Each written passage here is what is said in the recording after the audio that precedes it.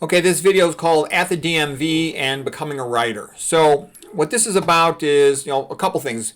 Mostly about becoming a writer, but at the DMV, I went recently to renew my license, and the lady asked me, so what's your phone number? I said, I don't know. She's like, what do you mean you don't know your phone number? I said, well, I don't have a phone. And she says, okay, fine.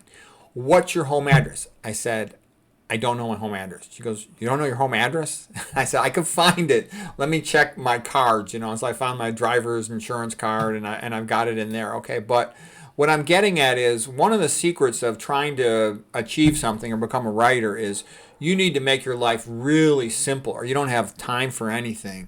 Because especially, you got a regular job, you're working to make money.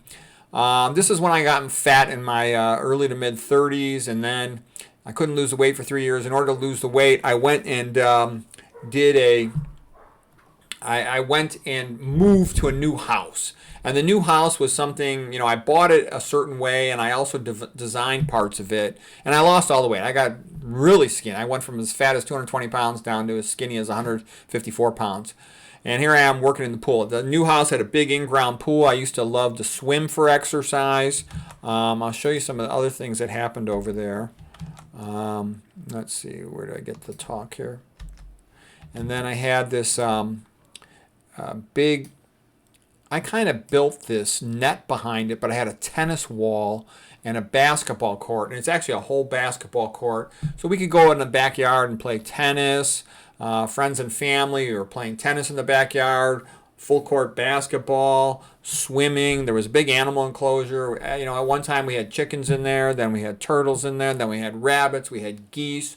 Whenever friends and family would come over, if they had dogs, we could put the dogs in the animal enclosure. The yard had a big fence around it. It was great. There's a giant jungle gym for the kids.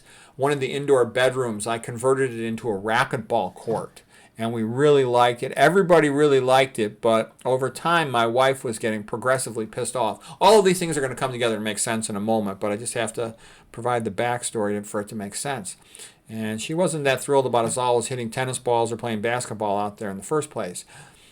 In a deep sense, if you could be like whoever you wanted to be, I think my wife would like to be Martha Stewart, kind of this like stuck-up aristocratic female. Versus me, I wish I had free time to write more books and do more research because I'm still working full time. So I do what I can to free up time. And this is all going to make sense in a moment here. Okay, so what happened was, I came home from work one day and my kid says to me, he says, Dad, you're a bad parent. And I said, why am I a bad parent? And he says, because all you ever do is work. You don't help me with basketball. The other boy's dad's a coach of the team. The other boy's dad practices with him. All you do is work. You and Mom, all you guys do is work. And I'm like, all right, buddy, well, let me think about it. So while my wife was at work, I knew she would never say yes. But while she was out at work, I had a carpenter friend came in and we boarded up the windows. The living room was being used for storage. And so I made it into a basketball court. I brought a basketball net in there, moved all the furniture out. We had other places to put it. And we played basketball in there. The kids loved it. All their friends would come over. Everybody's playing basketball. And also, you got to remember, too, I'd also converted already an upstairs bedroom into a racquetball court. And then I had the basement at that time. I had a wrestling mat for training with wrestling. I also had a big weight room for lifting weights in the basement. So it was like a gymnasium, this house. And like I said, the backyard was huge, like an acre. You could run sprints. You could do all kinds of things. There was a hill. I loved it. It was the perfect place to exercise. I lost all the weight.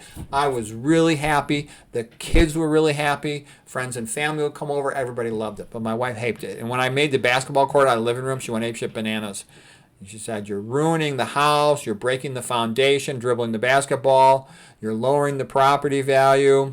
This house is a disgrace. How can we ever have company over when the house looks like this? This is not an effing gymnasium. This is a house. So she was very upset about it, and she even went and decided to buy another house, and I was given an ultimatum. Either come with me to the new house, or we're getting divorced and you stay with the old house and the old kids. And so I really wanted to keep the old house. I love the old house, but I felt, it's best for the kids that I stay with her, because I know kids tend to be much better off if they have both parents raising them. And this was many years ago now. It was about 11 years ago, I think.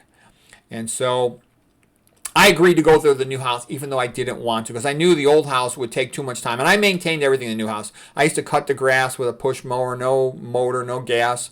And I used to pay all the bills on the old house, maintain the pool. It took a lot of my time. And I was willing to do it even though I was working long hours. I was sort of also changing from being mostly a surgeon, which I started out early in my career, to mostly being a neuroradiologist, which is what I mostly do now. I still do some old surgery. I still do some body imaging, general radiology and whatnot, but I mostly do neuroradiology. All right, so anyways, the reason I'm showing you this is once I agreed to go to my wife's new house, which, by the way, I don't like. I think it's totally stupid. It's totally a female house in the sense that if you look at it, you go, gee, it looks nice. But if you're a guy, there's no basketball. There's no tennis court. There's no racquetball court. There's no indoor basketball court. I mean, there's not a lot of stuff to do to exercise. I still got a wrestling mat and a weightlifting area, but it's nothing like the old place. So I really missed that house, which was unique. It was great. But, you know, whenever you hit a setback in life, you ask yourself, well, what can I make a good of it, you know? So what I found is because, you know, women in general, I think, are kind of house proud. A woman wants her house to look nice. Women always pretend they don't show off, but they do. They like their house to look nice. They want to show that off. And because it was her decision to move to the new house, and I really didn't want to be there, she's in charge of everything. She pays all the bills. She manages all of the property. I don't do anything. If the dog craps on the floor, I will never pick it up. Okay? And the reason that's relevant is in order to write, you need big blocks of time where you just sit down and think and crank out a book, crank out a YouTube video, whatever it might be. So the point is, and people sometimes say, well, why didn't you divorce your wife? I would have divorced her and all that. I say, well, now she's kind of like a secretary and a landlord. I just write her one check a month. I don't have to pay any bills. I don't have to do anything, which frees me up to write and to think. And I'm just going to show you, like, here's just one page out of my Amazon author page. Here's 15 books. And I've written and done a bunch of other stuff besides what's here. But just to give you a sense of it, where would a full-time working physician, and I work long hours, where would I find time to write all these books? It's because I'm freed up by my wife from not having to do this stuff. And don't get me wrong, it's very nice to be sort of young and in love. You know, sort of the happiest days of my life, I think some of them were when I was young and in love, you know, originally with my first love and then with my wife. You know, I was very happy. In the beginning, it was great. But that's why. Because the older you get, the more complicated male-female relationships become. You know, high school girlfriend, you like each other or you don't, you break up or you stay together, fine. There's nothing involved. But when you're older, there's a million things involved. You got to manage your property, manage your house, drive, commute. It's complicated. So anyways, so that's why I'm grateful to my wife, because with her freeing up all my time, I don't need to know my phone number. I don't need to know my address. I don't need to do anything. I just need to work, write her a paycheck every month, and then I'm free to write books, make a YouTube channel, do the things that I want to do. Because as you get older, you really don't have much time. You got your job, which is going to take, let's say 8 hours a day, whatever it is with commuting as well. Then you got to sleep another 8 hours a day. And then you got your basic needs. You got to eat something, you know. So what's left, that little bit left, is the part that you have control over. And so that's the time for your hobby. And so having somebody who protects your time in a sense, like a secretary, that's a valuable thing. So anyways, that's how it worked out. And that's how people ask, you know, well, how could a full-time, long-hour working doctor, you know, write about 20 books and make a YouTube channel, you know, with thousands of videos? That's how. So anyways, I just thought that was a little funny about the DMV. My family finds that kind of stuff funny, that I might be complex in my thinking, but in the way I live, I'm pretty simple.